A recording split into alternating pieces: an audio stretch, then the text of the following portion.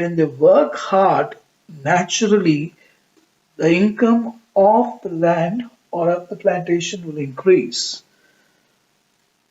There's another thing that you come across, that there used to be a petty theft in the garden, came to an end, and naturally the income from the garden improved dramatically. Just imagine today's rate, if you think about coconut, let's see, 25 rupees per coconut.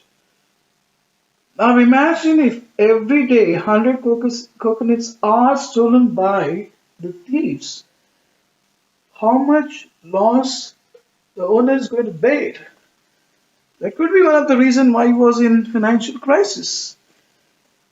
Therefore, you need to understand, because of the hard work of the old man, there was perceptible change in the lifestyle of the owner. The plantation expanded, but the owner became lazy and he shied away from the hard work. He used to be a hard working person.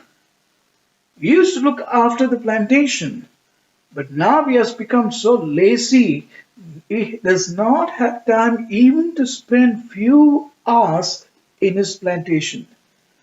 One of the reasons that he has given complete responsibility to the old man, he has given the autonomy, saying that he will look after the garden and he will take care of the garden. At the same time, he will maintain the workers, and that is one of the ways how he might have washed his hands, putting all the burden on the old man. Then what happened? The narrator tells us that the owner's wife found the owner's behavior strange and puzzling. She found it hard to decide whether the owner's arrival was for the better or for the worse. Her husband's wealth and social prestige had risen higher, and he had acquired a number of friends in his own village and in the next town as well. See, when you have money, you should have the reason how to spend it. You find different ways. You find different people who can take you to the different places where you can get entertained. Now, because of all this entertainment, he cultivated umpteen other vices, including adultery. Adultery is nothing but having extramarital relationship. She never believed that this man is going to betray her and also will have relation with other women. Therefore, she was totally confused. Therefore, the owner's wife realized that financially they had been doing well, but her only source of worry was that along with the financial improvement, that life was also gradually getting out of hand. Understanding her concern, the landlady was in a fix. The gardener narrated a convincing story to make her understand the reality. The old man tells the reader that in a far off place, once there lived a man called Tamanna. He had 10 acres of land, a comfortable house, and people ready to carry out his orders and instructions. Besides these possessions, he also had a rival, and his name was Sangoji or Basavaya. Both Tamanna and Basavaya were rivals.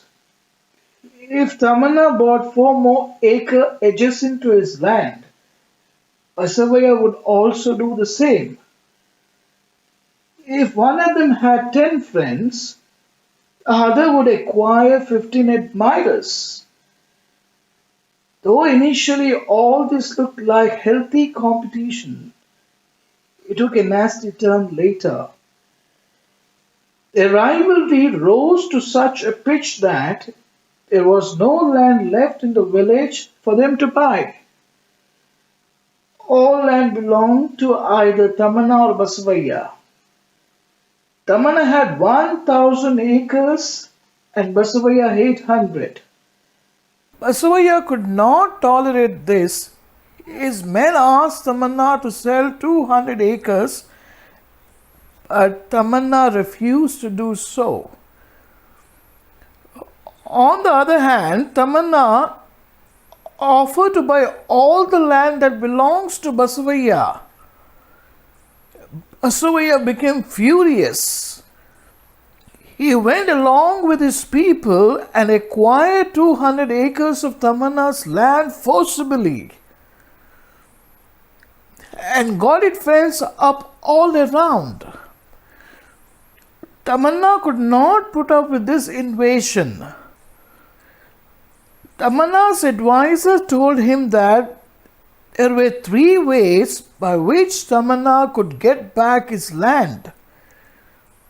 He could go to the court of law, or he could also take recourse to the police.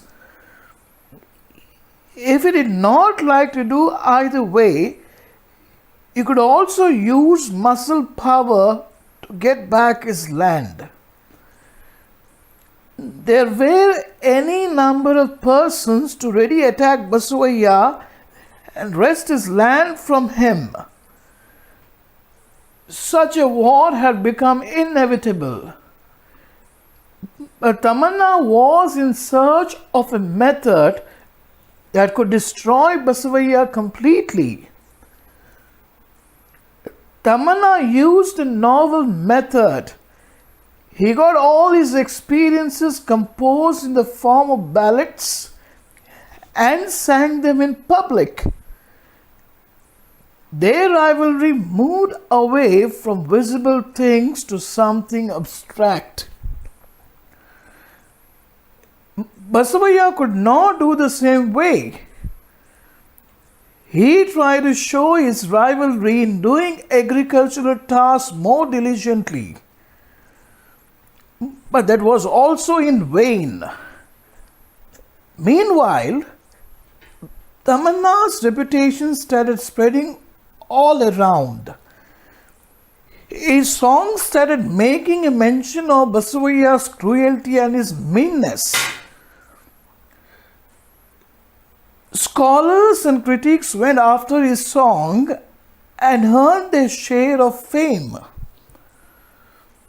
Basavaya became desperate and angry by encroaching on more and more of Tamanna's land.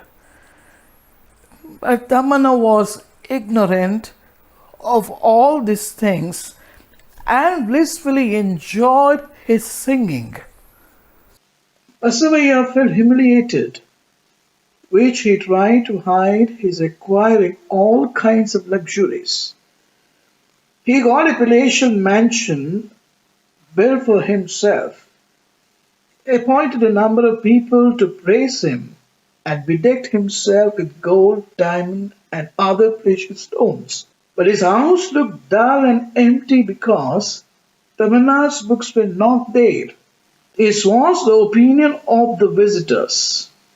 He attempted to fill the lacuna by inviting scholars, poets, and musicians to his place.